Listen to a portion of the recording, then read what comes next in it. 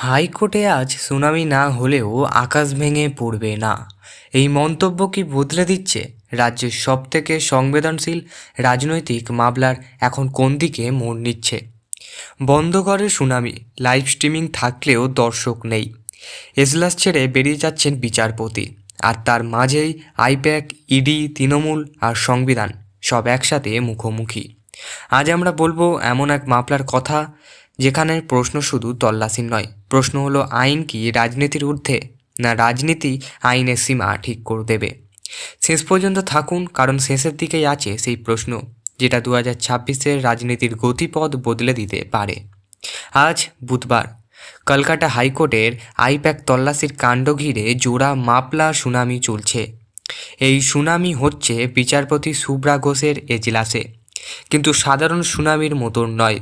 এজলাস বন্ধ ঘরে, live streaming থাকলেও আইনজীবী ও মামলার সঙ্গে যুক্ত ব্যক্তিরা ছাড়া কাউকে ঢুকতে দেওয়া হয়নি। প্রশ্ন উঠেছে, যদি সব কিছুই স্বচ্ছ তাহলে দরজা বন্ধ কেন? রাজনীতি যেমন বলে সব দরজা বন্ধ হলেই নাকি বড় সিদ্ধান্ত হয়, কিন্তু আদালতে কি সেই নিয়ম চলে? এখানে গল্প মোড় নিচ্ছে। মঙ্গলবার এই একই মামলা শুনানির সময় আদালতের ভিতরে শুরু হয় তুমুল হাই হট্টগোল। আইনজীবীদের মধ্যে বাকবিতণ্ডা, পরিস্থিতি এতটাই উত্তপ্ত যে বিচারপতি শুভ্রা ঘোষ এজলাস ছেড়ে বাইরে বেরিয়ে যায়। এই দৃশ্য বিরল, কারণ আদালত মানে শৃঙ্খলা, আর বিচারপতি এজলাস ছেড়ে চলে যাওয়া মানে পরিস্থিতি সত্যি হাতের বাইরে।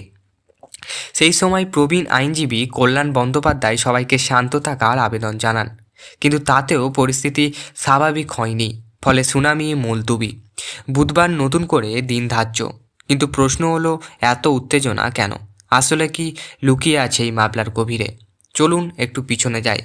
গত বৃহস্পতিবার তৃণমূল কংগ্রেসের ভোট কুশলী সংস্থা আইপ্যাকের অফিসে এবং সংস্থার কর্ণধার প্রতীক জৈনের লাউন্ডন স্ট্রিটের বাড়িতে তল্লাশি চালায় ইডির অভিযোগ, তদন্ত চলাকালীন বাধা দেওয়া হয়েছে, গুরুত্বপূর্ণ নথি ও ফাইল লুট করা হয়েছে, ইডির একাধিক কাজে করতে দেওয়া হয়নি।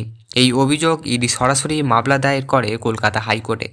কিন্তু এখানেই শেষ নয়, ইডির বিরুদ্ধে পাল্টা মামলা করে তৃণমূল কংগ্রেস।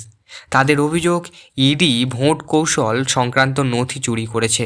এই তল্লাশি ছিল রাজনৈতিক উদ্দেশ্য প্রণোদিত, অর্থাৎ একদিকে ইডি বলছে আমাদের কাজ করতে দেওয়া হয়নি, আর অন্যদিকে তৃণমূল বলছে ইডি চুরি করেছে।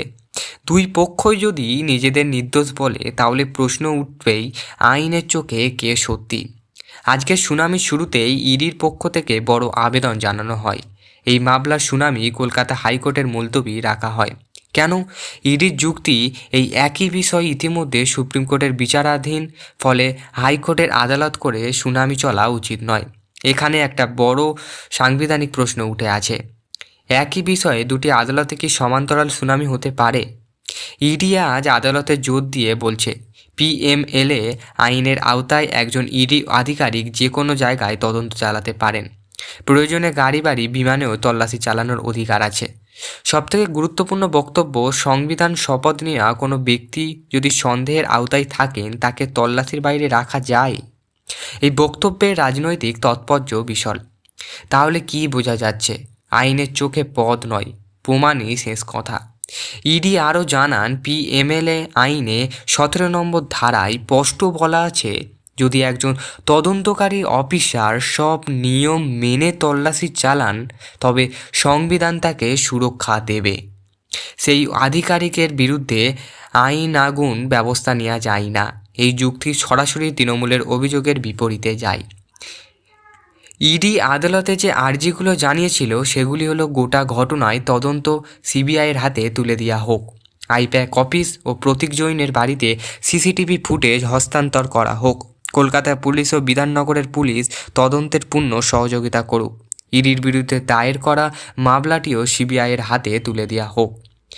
এই মামলা শুধু বিজেপি বামন টিএমসি নয়, এটা আসলে আইন বামন ক্ষমতা, কেন্দ্রীয় তদন্তকারী সংস্থা বামন রাজ্য সরকার, সাংবিধানিক বামন রাজনৈতিক কৌশল। বিজেপির সমর্থক দর্শকদের কাছে এখানে একটা বড় প্রশ্ন, যদি তাদের তদন্তে বাধা না দেওয়া হতো, তাহলে সিসিটিভি দিতে আপত্তি কেন? যদি কিছু লুকানো না থাকে, তাহলে বন্ধ করে শুনানি কেন? এখন তিনটি সম্ভাবনা আছে, যেগুলি পরবর্তী ভিডিওতে আমি বলবো বিস্তারিতভাবে।